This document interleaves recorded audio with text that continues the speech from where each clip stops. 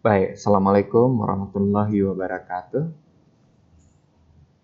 Kita masuk ke pertemuan hari ini dengan topik pengembangan ide kreatif dan inovatif dalam pengembangan bisnis.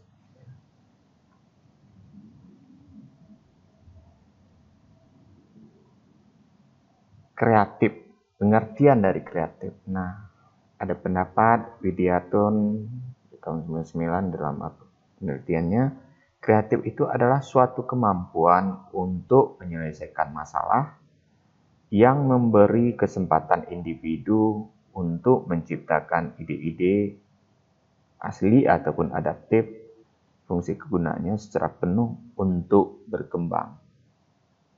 Nah, pendapat ini disampaikan oleh Widiatun. Kemudian kreatif adalah suatu kemampuan berpikir ataupun melakukan tindakan yang bertujuan untuk mencari solusi pemecahan suatu masalah atau kondisi secara cerdas atau berbeda dari yang lazim dilakukannya atau out the box, tidak umum dan orisinil, serta membawa hasil yang tepat dan bermanfaat. Nah, pendapat ini disampaikan dari sebuah blog, nama blognya Ingin Hilang Ingatan, begitu. Maka dapat kita simpulkan, kreatif adalah suatu cara menyelesaikan masalah dengan cara yang tidak pernah dilakukan oleh orang lain, namun dengan hasil yang lebih baik. Pengembangan bisnis membutuhkan pola pikir yang kreatif, yang tidak dilakukan oleh kompetitor.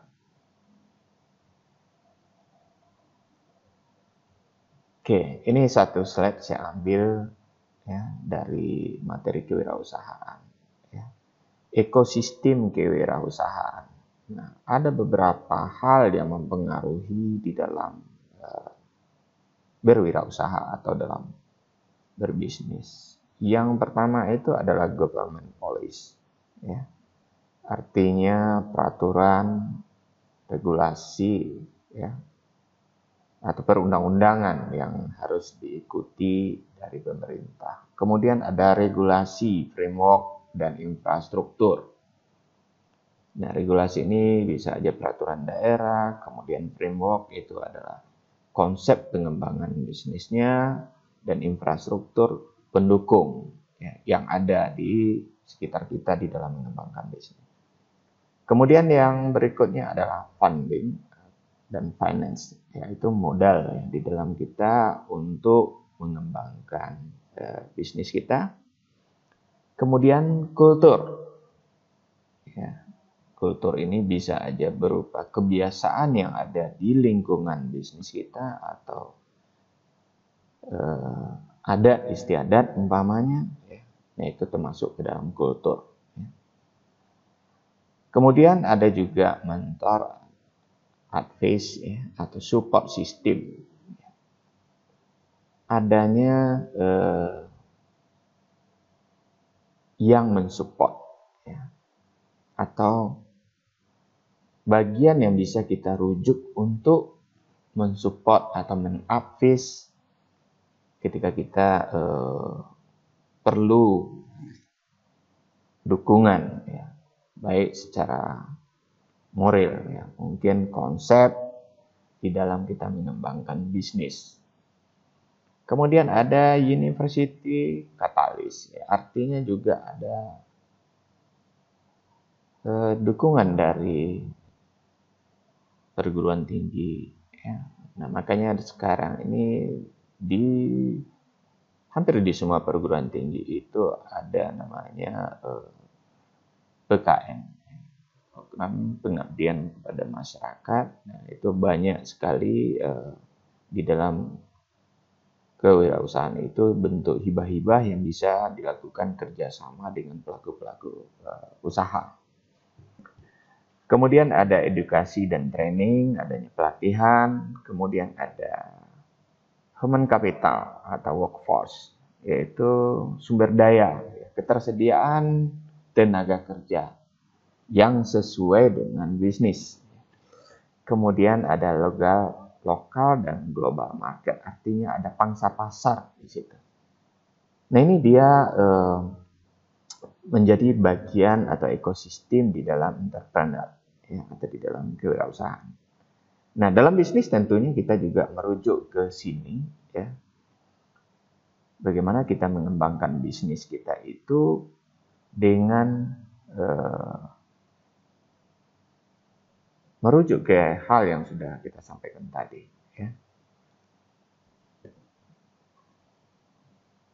Nah, satu lagi dari slide yang saya ambil ini dari bukunya Florence Pound, ya. Dia menggambarkan adanya satu pohon mangrove forest, pohon bakau ini, ya, untuk inovasi, ya, ekosistem. Nah, di sini digambarkan, ya, kalau kita lihat gambar pohonnya memang pohon bakau. Di bagian akar itu banyak sekali yang mempengaruhi bisnis itu, yang merupakan akar dari suatu bisnis itu. Yang pertama itu rekreasi, ya. Rekreasi artinya wisata, ya. Hiburan atau wisata. Kemudian spiritual dan kultur, ya. Nilai-nilai keagamaan, nilai-nilai adat, dan kebiasaan di daerah. Nah, itu juga akan mempengaruhi bisnis. Kemudian timber and forest product, terutama kita di Indonesia itu banyak sekali yang bisa dikembangkan dari hasil kayu, hasil hutan. Ya, mungkin dari industri rotan, kalau di Jawa itu ada ukiran Jepara dan begitu.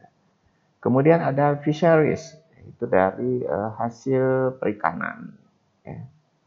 Kemudian ada regulasi, ya, iklim regulasi. Nah, itu juga mempengaruhi di dalam pengembangan bisnis. Kemudian stabilisasi, artinya keamanan. Nah, ini biasanya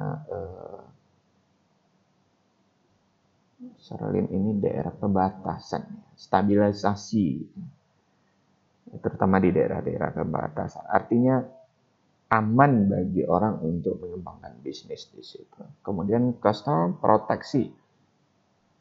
Coastal ini biasanya daerah-daerah pesisir, pinggir pantai dan seterusnya. Nah, bagaimana kita di situ bisa juga untuk mengembangkan bisnis. Kemudian ada lagi water quality maintenance, yaitu pengembangan kualitas air. Itu bentuk-bentuk akar dari suatu bisnis yang ada saat ini. Jadi bisnis-bisnis yang berkembang saat ini itu seperti itu. Ada di dunia pariwisata, ada di spiritual dan kultur. Contoh spiritual dan kultur ini contohnya bisnis travel umroh, gitu, umpamanya. Kemudian ada pesta adat, itu juga masuk ke dalam spiritual dan kultur. Nah, pesta adat itu sekarang kan mendatangkan income juga, ya. Jadi bisa dalam bentuk wisata, bahkan kalau di suatu daerah itu, contoh kita lihat pesta dan toba, nah itu mendatangkan income di situ, akan tumbuh bisnis di situ, ya, seperti penginapan dan kuliner, ya. Nah, dari akar bisnis ini, ke depannya dia akan mengerucut, ya. Bisnis itu ke depannya itu, yang pertama itu good sosial relasi. Dia akan membangun bentuk bisnis sosial, ya, social relations. Nah, contoh yang ada sekarang, sosial relasi ini adalah seperti bisnis-bisnis yang dikembangkan oleh, contohnya di Facebook, ya, atau di WhatsApp. Nah, orang bisa berbisnis menggunakan fasilitas-fasilitas sosial media seperti itu. Oke. Mau jualan, dia bisa gunakan itu. Ya banyak hal yang bisa dilakukan di situ. Kemudian yang berikutnya di bidang security, ya, keamanan. Nah, keamanan ini menyangkut semua hal, baik keamanan data. Ya. Nah, kita lihat sekarang semuanya sudah mengarah ke digital. Ya. Kita bertransaksi sudah mengarah ke digital. Nah, yakin nggak kita data kita di situ aman, begitu? Maka ini memunculkan bisnis yang bisa dikembangkan adalah di bidang security, ya, keamanan data, keamanan. Nah, itu banyak sekali keamanan ini, ya. Termasuk lingkungan dan segala macam di situ. Nah, yang berikutnya kesehatan. Jadi bisnis di bidang kesehatan. Maka bisa kita lihat banyak sekali berdiri rumah sakit baru yang lebih canggih. Ya. Bagaimanapun ini juga adalah bisnis seperti itu. Ya. Nah, tentunya dengan menerapkan pelayanan yang lebih baik, teknologi yang lebih baik, sehingga bisnis ini berkembang. Ya. Semakin baik kualitas kehidupan orang, maka orang juga akan semakin memperhatikan kesehatan mereka. Ya, sebagai contoh, dulu orang kalau demam-demam sedikit itu jarang yang mau ke rumah sakit. Ya. Mereka berusaha mengobat sendiri. Ya.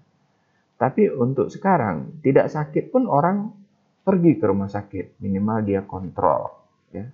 Apakah gula darahnya sekarang masih bagus? Apakah kolesterolnya sekarang masih bagus? Nah, ini dilihat sebagai peluang bisnis oleh pelaku usaha. Maka dia kembangkan bisnis di bidang kesehatan. Seperti itu. Kemudian basic material for good life. Yaitu bisnis-bisnis yang menyediakan kebutuhan-kebutuhan bagi masyarakat untuk bisa hidup lebih baik. Nah, apa contohnya di sini?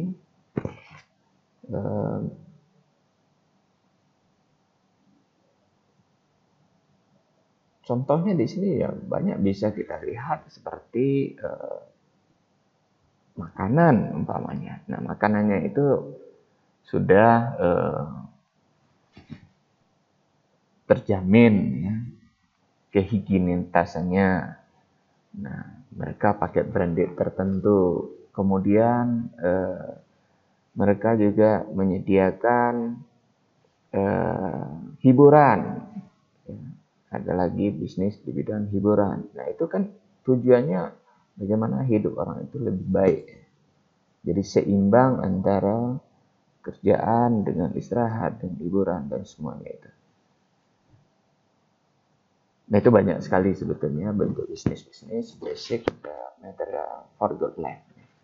Jadi, artinya dari banyak bentuk bisnis dulu yang merupakan akar dari sebuah bisnis itu, kedepannya itu dia akan mengerucut seperti ini.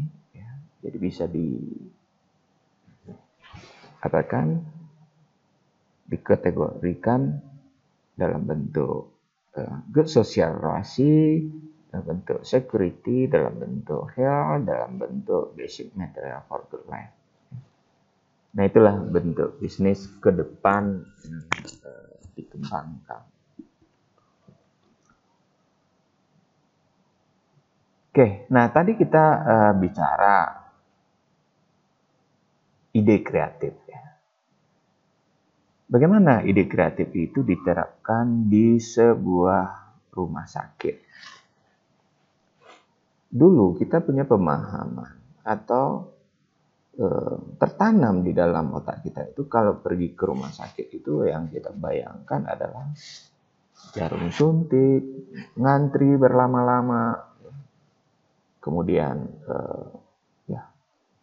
kondisi pelayanan di situ yang menakutkan barangkali. Nah itu dulu. Ya.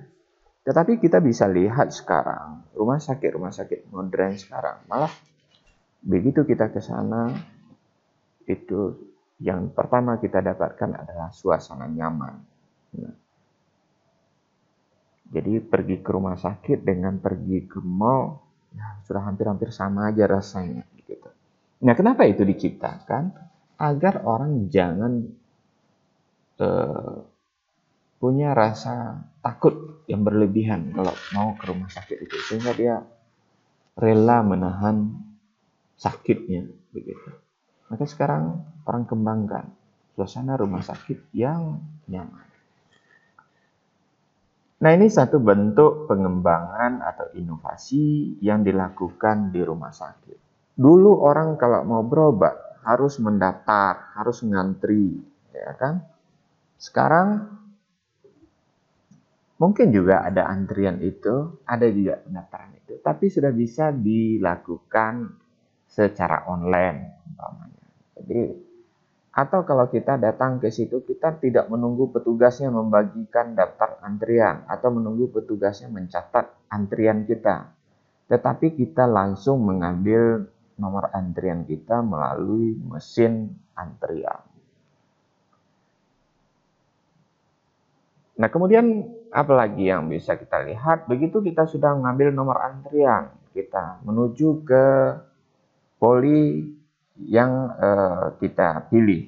Umpamanya kita memilih di situ poli penyakit dalam, umpamanya. Kita bisa melihat di situ nomor antrian kita di layar LCD yang dipasangkan di depan ruangan dokter tadi. Jadi kita tinggal menunggu aja melihat apakah nama kita sudah muncul di situ. Begitu nama kita muncul di situ, maka kita siap untuk dilayani oleh dokternya. Nah, beda dengan rumah sakit zaman dulu, kita menunggu dipanggil oleh perawatnya. Jadi ada lagi petugas di situ yang tugasnya memanggil si pasien. Sementara itu sekarang sudah digantikan oleh teknologi. Ya, jadi ada LCD di situ, bahkan juga ada sound-nya di situ sehingga dia bisa memanggil. Kemudian begitu kita masuk ke ruangan dokter, ya, diperiksa oleh dokter, pun kita lihat dokternya ternyata di depan di meja dokter itu ada perangkat komputer. Ya. Nah, dokternya bertanya ke kita, ya, umpama, ya, sudah berapa lama nih Pak Ali demam begini gitu. Kita kalau disebut nama kita oleh dokter, sementara kita sendiri belum mengenalkan diri, maka ada rasa kedekatan kita. Ya. Nah, kalau zaman dulu, kok dokternya tahu ya? Biasanya dulu yang duluan tahu itu yang seperti itu mbah dukunnya. Ya. Jadi kalau berobat ke dukun, nah ini saudara berapa lama nih sakit perutnya gitu umpamanya. Nah sekarang dokternya lakukan itu. Sudah berapa lama Pak Ali ini demam? Sudah tahu dia nama kita. Nah kenapa dokternya tahu? Adalah dia membaca dari perangkat komputer yang ada di depan dia. Data yang sudah kita inputkan di waktu pendaftaran. Jadi dia nggak perlu bertanya lagi nama kita gitu. Bahkan dia nggak perlu juga bertanya penyakit kita barangkali kalau keluhan kita itu sudah kita sampaikan di waktu pendaftaran. Nah itu ada diterapkan di beberapa rumah sakit. Kemudian dokter memeriksa kita. Ya. Nah, ketika dokter memeriksa kita, dia akan menulis resep nantinya. Nah, apakah resepnya ini perlu kita mengambil obat di luar atau tidak? Nah, itu akan dituliskan resep itu. Ya. Tetapi untuk rumah sakit sekarang, seluruh obat yang dibutuhkan, yang diberikan oleh dokter itu tersedia di rumah sakit itu. Ya, mungkin dalam situasi-situasi tertentu lah barangkali obatnya habis. Nah, dokter mencatat itu semua. Ya, begitu dia periksa kita, apa keluhan kita, apa diagnosa dia, itu dicatatkan di komputer. Kemudian apa obat yang dia berikan ke kita juga dicatatkan di komputer. Sehingga begitu kita selesai, kita dipersilahkan mengambil obat ke apotek. Jadi nggak ada surat yang kertas yang diberikan oleh dokter itu ke kita, ambil obat ini ke apotek, nggak ada. Dia langsung silahkan ke apotek. Di apotek nanti kita sudah bisa lihat LCD antrian kita di situ. Begitu nama kita muncul di situ, maka kita dipersilahkan mengambil obat sesuai yang rekomendasikan dokter tadi. Bahkan lengkap di situ aturan pakai dan segala macamnya. Dan itu terprint di obat kita. Jadi bukan ditulis tangan.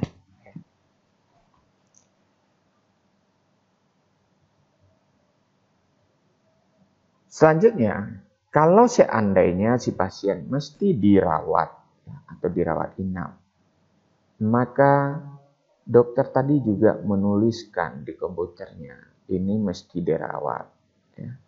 Kemudian bagian manajemen rumah sakit akan mencarikan ruangan untuk si pasien. Dan selanjutnya pasien akan dibawa ke ruangan itu.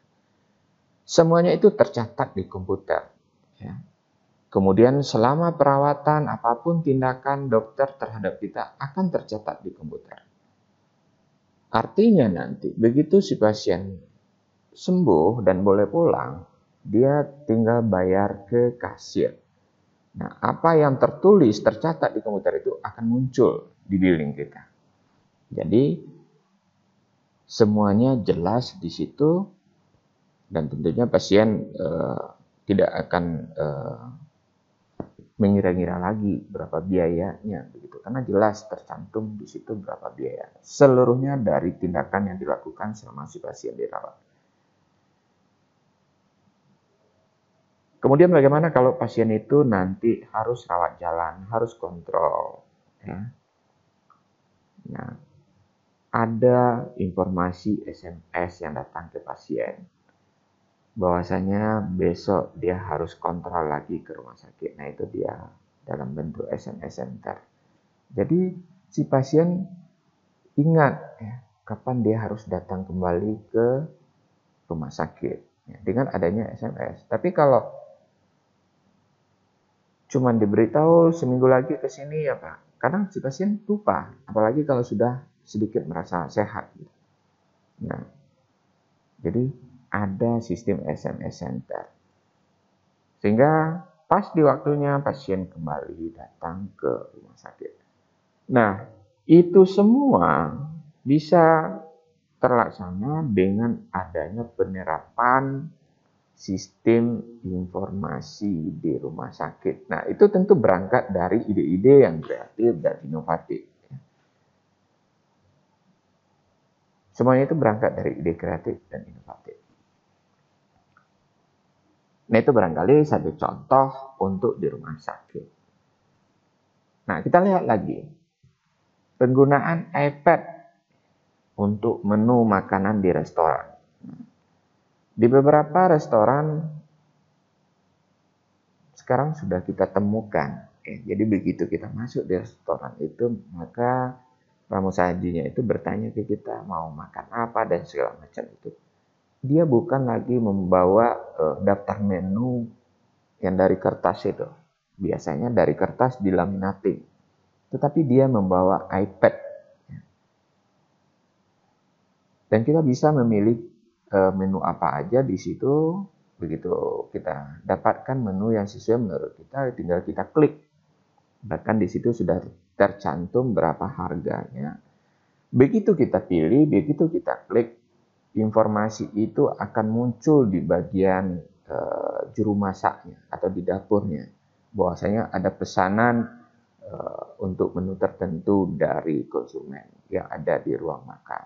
Nah, ini juga contoh bentuk penggunaan ide kreatif atau inovasi yang dilakukan di beberapa restoran. Nah, dalam pengembangan bisnis dibutuhkan pengelolaan manajerial yang kreatif, termasuk juga proses produksi dan pemasaran. Contoh,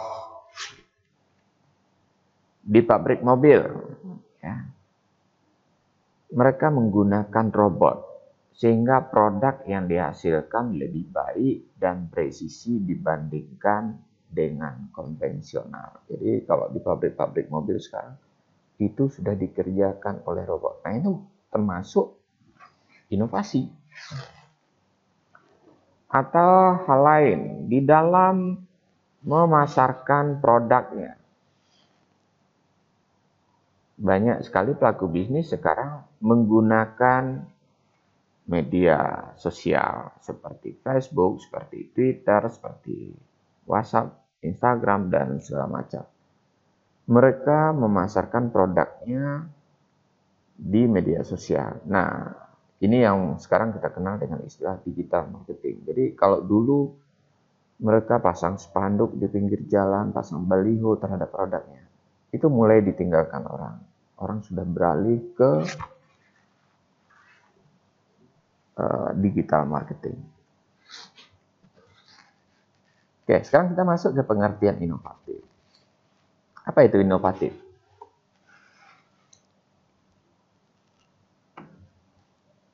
Inovatif yaitu usaha seseorang dengan mendayagunakan pemikiran, kemampuan, atau imajinasi berbagai stimulan dan individu yang melilingnya dalam menghasilkan produk baru, baik bagi dirinya ataupun bagi lingkungannya. Ya. Nah, inovatif itu kemampuan seseorang dalam mendayagunakan kemampuan atau keahlian untuk menghasilkan karya baru. Berpikir inovatif yaitu proses berpikir yang menghasilkan solusi dan gagasan di luar bingkai konservatif atau yang selalu mengikuti kebiasaan. Jadi kalau inovasi itu biasanya suatu tindakan yang dilakukan di luar kebiasaan, ya, di luar kebiasaan, sehingga hasilnya akan berbeda dari apa yang sudah ada selama ini. Nah, itu dia satu inovatif. Nah, syarat-syarat berpikir inovatif. Yang pertama, elastisitas yang tinggi. Artinya tidak juga kaku, ya, tidak kaku. Kemudian produktivitasnya tinggi. Jadi dengan adanya inovasi itu, maka dia akan menghasilkan produktivitas yang tinggi.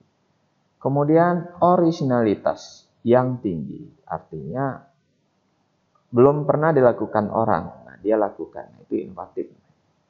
Kemudian sensitivitas yang tinggi, nah banyak pemahaman untuk sensitivitas yang tinggi ini. Artinya dia peka terhadap berbagai hal. Baik dari sisi peraturan, baik dari sisi lingkungan, baik dari sisi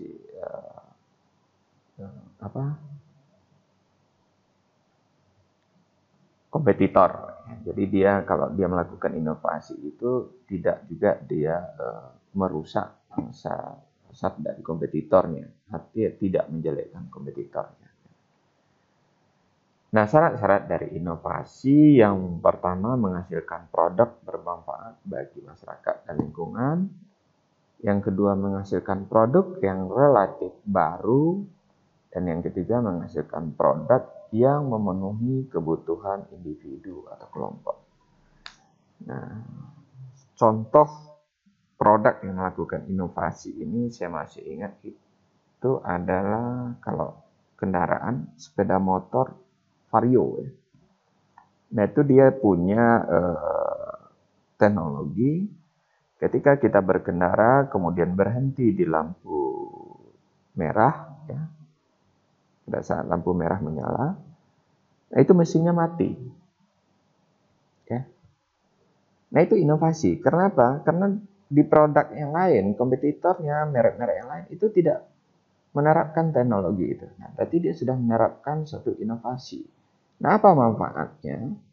Yang pertama jelas, kalau mesin mati, nah itu kan mengurangi polusi udara. Ya. Yang kedua, jelas bahan bakarnya akan lebih hemat. Karena mesin menyala ketika kita berhenti, nah itu mubazir. Tapi begitu dia mati, berarti kan BBM-nya nggak jalan. Nah, berarti ada di situ proses pengiritan bahan bakar. Nah, itu manfaat dari satu inovasi yang bisa kita lihat dari produk tadi.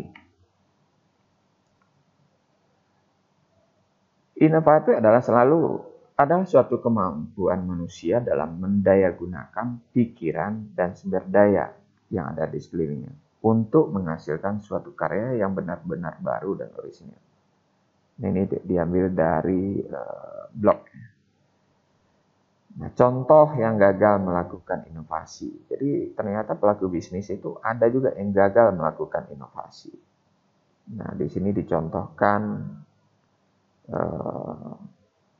satu merek HP Nokia, ya, di mana 14 tahun sebelumnya itu Nokia itu selalu mengungguli teknologi di bidang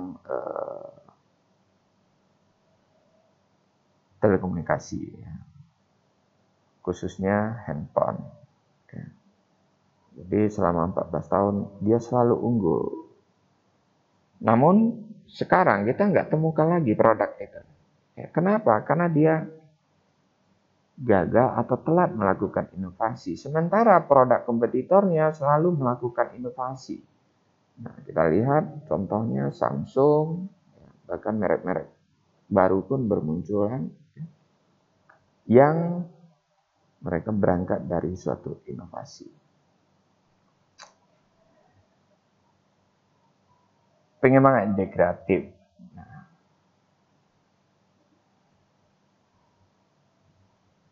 yang pertama itu menciptakan. Sebagai contoh, dilakukan oleh Wright Brothers. Dia membuat pesawat terbang. Mark Zuckerberg, dia membuat Facebook. Nah, itu adalah suatu ide kreatif menciptakan. Karena sebelum ada Facebook, belum ada sosial medianya. Gitu. Atau sebelum Wright Brothers, itu belum ada orang membuat pesawat. Kemudian melakukan modifikasi. Nah, ini ya contohnya dilakukan oleh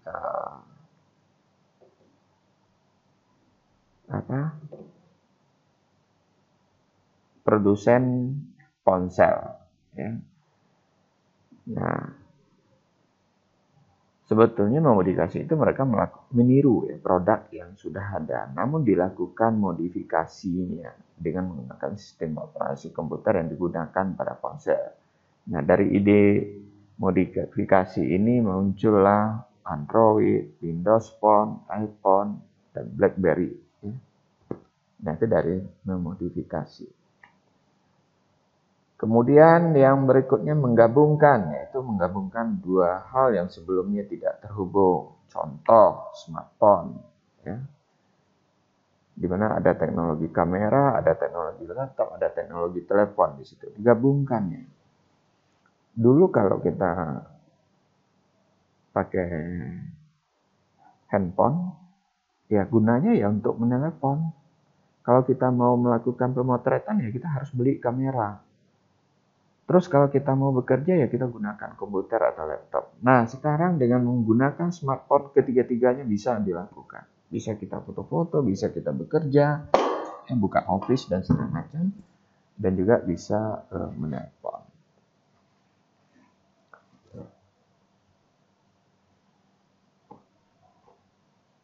Oke, pengembangan ide kreatif itu bagi pengusaha, satu untuk membuat produk atau layanan yang menarik bagi konsumennya. Kemudian untuk membuat produk atau layanan yang dapat memenangkan persaingan pasar.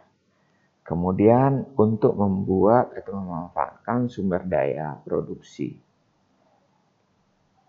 Jadi kenapa ide inovatif dilakukan? 3 itulah alasannya. Bagaimana supaya konsumen tertarik. bagaimana dia menang dalam persaingan dengan kompetitornya, dan bagaimana dia bisa memanfaatkan sumber daya produksinya. Kemudian mencegah kebosanan konsumen dalam membeli dan menggunakan produknya. Maka keluarlah versi baru. Oke.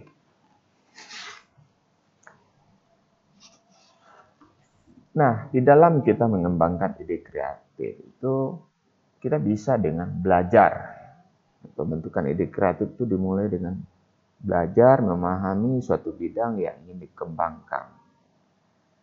Pemikiran kreatif harus didukung oleh dasar ilmu pengetahuan dan memperhatikan perkembangan yang ada saat ini. Kemudian juga bisa didapatkan ide kreatif itu melalui pelatihan-pelatihan. Jadi kalau ada pelatihan atau seminar, nah itu nantinya akan memunculkan ide bagi kita di dalam melakukan suatu pengembangan bisnis. Kemudian ada investigasi, yaitu dengan kita melihat langsung. Ya. Jadi dengan melihat kita bisa memunculkan ide. Ya. Nah ini dilakukan investigasi. Jadi ide itu tidak datang begitu saja, tetapi harus ada usaha bagi kita untuk mendapatkan ide itu. Kemudian adanya pencerahan. Rajin kita berdiskusi dengan para ahli, dengan pelaku yang sudah mengembangkan ide-ide kreatif. Nah, sehingga kita juga mendapatkan ide dari mereka itu. Nah, tentunya ide yang mereka berikan itu bisa kita kembangkan lagi. Kemudian adanya ideasi, yaitu memilah mana sih dari ide-ide yang muncul tadi yang cocok untuk kita pakai dan mana yang tidak cocok untuk kita pakai. Kemudian tentunya setelah kita pilih ideasinya, baru kita laksanakan ide itu.